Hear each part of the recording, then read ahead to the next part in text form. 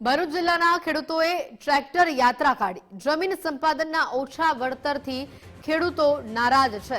જિલ્લાના 9 તાલુકામાંથી ટ્રેક્ટર સાથે યાત્રાઓ કાઢવામાં આવી। દયાદરા, અંકલેશ્વર, હાંસોડ, આમોદમાં ભારે વિરોધ સામે આવ્યો છે। ટ્રેક્ટર યાત્રાની મંજૂરી ન હોવાથી રોષનો માહોલ છે। 300થી વધુ ટ્રેક્ટરો સાથે યાત્રા નીકળી। સુરક્ષા માટે ઠેર ઠેર પોલીસ ગોઠવવામાં આવી છે। વરસાદી નુકસાન અને ખાતર અછત એ મુખ્ય પ્રશ્ન છે। ભરૂચ જિલ્લામાં 9 તાલુકામાંથી ટ્રેક્ટર યાત્રાનું આયોજન થયું છે। ખાસ કરીને ખેડૂતોની જે માંગણી છે સમાન વળતરની, તેને લઈને ક્યાંક ને ક્યાંક ખેડૂતોમાં ભારે આક્રોશ જોવા મળી રહ્યો છે। ભરૂચના દયાદરા ગામેથી ટ્રેક્ટર યાત્રાનું આયોજન થયું છે, શુભારંભ થયો છે। ખાસ કરીને ખેડૂતો આપણી સાથે જોડાયા છે। તમે જોઈ રહ્યા છો મોટા પ્રમાણમાં ભરૂચ જિલ્લાના ખેડૂતો છે, જે તેમની જે વર્ષોની સમસ્યા છે તેને લઈને ક્યાંક ને ક્યાંક પડતર માંગણીઓને લઈને ખેડૂતો આજે મેદાનમાં ઉતર્યા છે અને તેમની માંગણી છે કે જે અન્ય જિલ્લામાં જે વળતર ચૂકવવામાં આવે છે તે પ્રમાણેનું જ વળતર ભરૂચ જિલ્લાના ખેડૂતોને પણ ચૂકવવામાં આવે અને સમાન વળતર ચૂકવવામાં આવે। નોફલભાઈ છે, પોતે ખેડૂત પણ છે। નોફલભાઈ, ભરૂચ જિલ્લાના કેટલા તાલુકામાંથી ટ્રેક્ટર યાત્રાનું આયોજન કરાયું છે અને કેટલા સ્થળોએથી નીકળશે યાત્રા?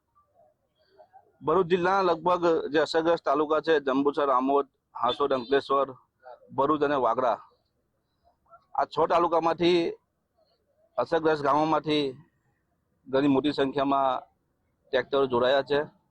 હજુ પણ સંખ્યા વધે વધુ, પણ કાયદો વ્યવસ્થાને ધ્યાને રાખીને પોલીસને માન સન્માન આપીને અમે લોકોએ થોડી માપમાં સંખ્યા કરેલી છે। ખેડૂતોમાં ખૂબ આક્રોશ છે। જે ખેડૂતોની વિવિધ પડતર માંગણીઓ છે, જેવી કે હમણાં હાલ તો જે એક હાઇલાઇટ મુદ્દો છે જે હાઈ ટેન્શન લાઇનનો, એમાં જે સરકારની 4/7/2026ના રોજ જે જીઆર આવ્યો ને જીઆરમાં જે ખેડૂત વિરોધી નીતિ આવી છે, કંપનીના સપોર્ટમાં જીઆર આવ્યો છે, તો એ જીઆરનો ખાસ ખેડૂતો અમારા વિરોધ કરે છે। આગામી સમયમાં સરકાર સુધારો લાવે એવી અમારા ખેડૂતોની આશા છે, માંગ છે।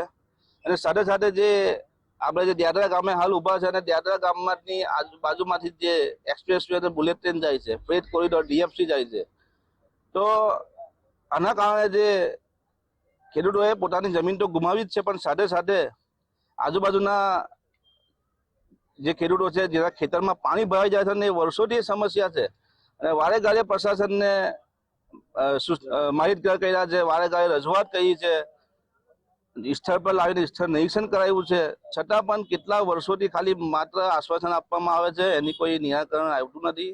અમે લોકો અસરગ્રસ્તો જેટલા છે એટલા બધા ટ્રેક્ટરો આવેલા છે અને અમે આ અમારી જે માંગ છે એ સિવાયની ખાતરની માંગ છે અને જે એક્સપ્રેસ કોરિડોર જે છે એમાંથી જે ખેતરોમાંથી પાણી નથી નીકળતું એની પણ માંગ છે।